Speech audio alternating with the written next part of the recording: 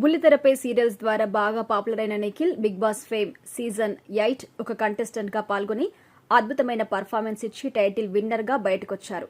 House లో ఉన్నన్ని రోజులు నిఖిల్ ఎంతో మంచి మనసున్న వాడిలాగా జనాల అభిమానాన్ని చూశారు. అంతేకాకుండా హౌస్ లో ఉన్నన్ని రోజులు ఇతని వెంట అమ్మాయిలు ఎలా తిరిగారో మనం అందరం చూసాం. అయితే ముఖ్యంగా స్ట్రాంగ్ అనిపించుకున్న యష్మి ఏ రేంజ్ లో వెంటపడిందో అందరం చూసాం. అంత అందమైన అమ్మాయి వెంట పడుతుంటే ఇతనేంటి రిజెక్ట్ చేస్తున్నాడు అంటూ చాలా మంది అనుకున్నారు. అందుకు కారణం తన మనసులో ఇంకా కావ్య ఉందని, బయటికెళ్లిన తర్వాత ఖచ్చితంగా కావ్యాన్ని కలుస్తానని, మళ్లీ ప్యాచప్ అయిపోతాను అని చెప్పారు. కానీ బయటకు వచ్చిన తర్వాత వీళ్ళిద్దరూ కలవలేదు. ఇద్దరూ కలిసి ఆదివారం విత్ స్టార్ మా పరివారం షోలో పాల్గొన్నారు. కానీ ఎడమొహం పెడమొహంతోనే ఎపిసోడ్ మొత్తం నడిచింది. అదే ఎపిసోడ్లో నిఖిల్ పై పరోక్షంగా సెటర్స్ కూడా వేసింది. జీవితంలో ఇక నుండి కొన్ని విషయాల్లో జాగ్రత్తగా ఉండాలి అంటూ చెప్పుకొచ్చింది. నిఖిల్కి ఇప్పటితో కావ్యతో ప్యాచప్ అయిపోవాలని ఉంది. కానీ కావ్యకి మాత్రం ఆ ఉద్దేశం లేదు. నిఖిల్ హౌస్ లో ఉన్నప్పుడే అతను ఫేక్ అంటూ సోషల్ మీడియా తన ఇన్స్టాగ్రామ్ లో పోస్ట్ చేసింది. రీసెంట్ గా ఆమె ప్రతి ఆదివారం సుడిగాలి సుధీర్ హోస్ట్ చేసే ఫ్యామిలీ స్టార్స్ అనే ప్రోగ్రామ్ లో పాల్గొంది.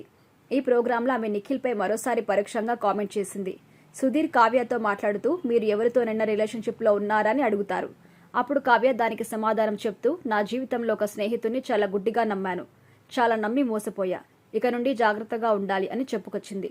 ఈమె మాట్లాడుతున్నంతసేపు బాధాకరమైన బ్యాక్గ్రౌండ్ మ్యూజిక్ పెట్టారు. ఈ వీడియో ప్రజెంట్ వైరల్ అవుతుంది. ఇక కావ్య నిఖిల్ పై బహిరంగంగా ఎన్నో స్టేటస్ వేసింది. నిఖిల్ పెద్ద మోసగాడు అన్నట్టుగా ప్రొజెక్ట్ చేసింది. కానీ నిఖిల్ మాత్రం ఇప్పటి వరకు ఒక్క నెగిటివ్ కామెంట్ కూడా చేయలేదు. ఇక్కడ ఎవరు ఎలాంటి వాళ్ళో అర్థమవుతుంది అంటూ కామెంట్ చేస్తున్నారు నెటిజన్లు. కావ్యాన్ని తిడుతూ పోస్టులు కూడా పెడుతున్నారు. కానీ వీళ్ళిద్దరిని సమానంగా ఇష్టపడే వాళ్ళు మాత్రం మళ్లీ కలిసిపోతే బాగుండు అని కోరుకుంటున్నారు.